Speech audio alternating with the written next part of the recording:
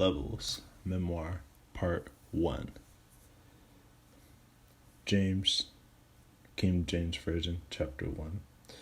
My brethren, count it all joy when you fall into various trials, knowing that the testing of your faith produces patience. But let patience have its perfect work, that you may be perfect and complete, lacking nothing. With this passage, one can see enduring these trials are like passing levels in a game. And each chapter of our life is kind of like a different level. We're passing levels, we're understanding things. And as a Christian, we're adapting more a Bible perspective each level that we go up. And so, this is where I say life was like a game.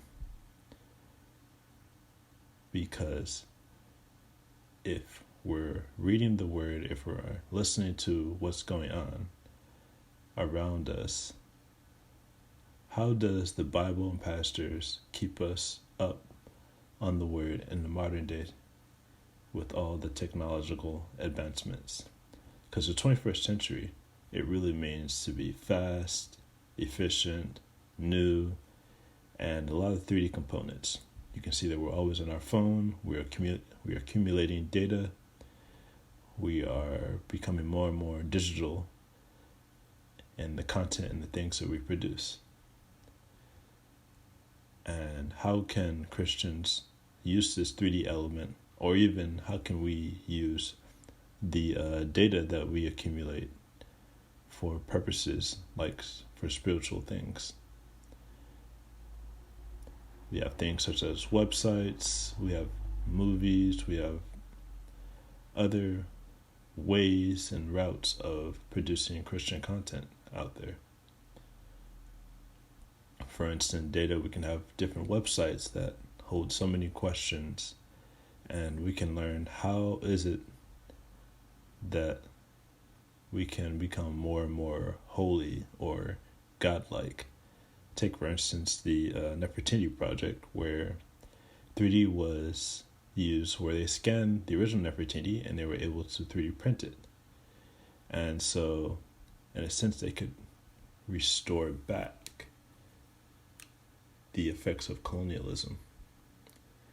And so this has a lot to do with the spiritual eye and how can we understand things in the Bible, such as the spirit, the flesh. How can we keep a spiritual perspective day and night? And what is it going to take on the spiritual side or even the technological side for us to continue to advance? Because we need to keep a spiritual eye in the 21st century. Most common hurdle is the presence of too many variants of Christianity. Everyone wants to create their own God. They claim to have the truth, but only partly from the Bible. Some are different, like false prophets. And there's so many for us to listen to. So many things as a modern day Christian that we should try to hear the perspective on every side. Who has the truth? Which God is real? What are the real attributes of this God? What are the truths of the Christian God, at least? And so we have pastors, different televangelists that claim to have the truth. And it's also interesting for us to understand how can we apply the realistic truths, how there are two voices in us, two voices that we're listening to, the flesh and the spirit. How can we understand when the Bible tells us to go against the world, knowing that the world is not good for us, that it is evil? And like many of us Christians, when we start out, we have a hard time understanding these concepts, understanding the promises of God. What does it mean? How can we physically see it? And so Christ calls for all of his followers to be the light of the world. And yet, we kind of do live in a digital zoo. In the 3D modern world, with all the media, the stuff that we watch, it's all like food nowadays. And we're being studied every single moment. And the online world is like a zoo. And yet, we should be focused on kingdom building. How can we be part of the kingdom of heaven, the kingdom of God? how can we build?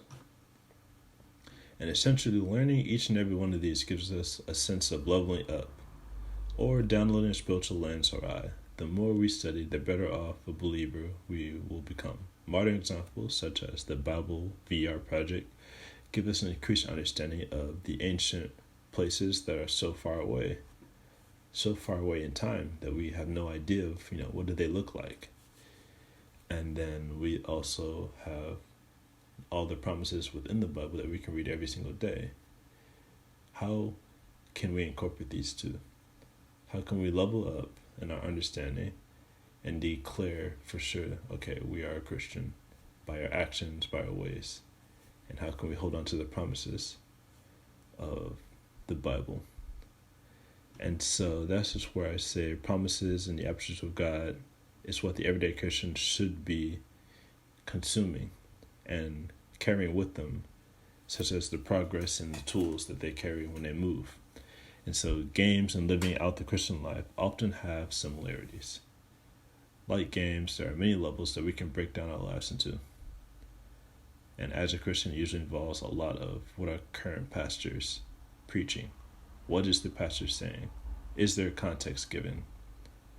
And even with this 21st century, things that are going on, what are we doing that is pertinent to our faith and understanding? Are we studying and meditating day and night? And so my project Levels is an augmented reality book, and the graphic and the things that are going on is a deep dive into the spiritual eye I've developed over my life as a Christian, and in a 21st century format, an augmented reality book where you scan the page and 3D stuff shows up automatically. And I'm using this medium to explore what aspects of Christian life are similar to video games. How many games or movies have Christianity in them? And this I'll discuss in further videos. Stay tuned.